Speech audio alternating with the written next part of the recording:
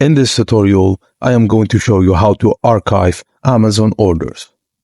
Archiving orders on Amazon allows you to hide specific orders from your order history. And here's a simple guide to do it. 1. Open your preferred web browser on your computer and visit Amazon's homepage. Sign in with your account. And once logged in, hover your mouse over accounts and lists located in the top right corner of the web page.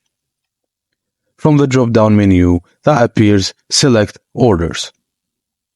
On your Orders page, scroll down to find the order you wish to archive.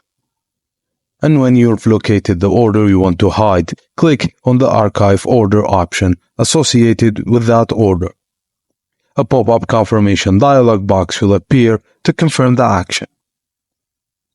In the confirmation box, click on Archive Order again to proceed with archiving it.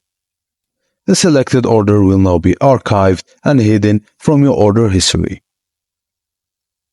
You can use the archive feature for both older and recent orders that haven't arrived yet.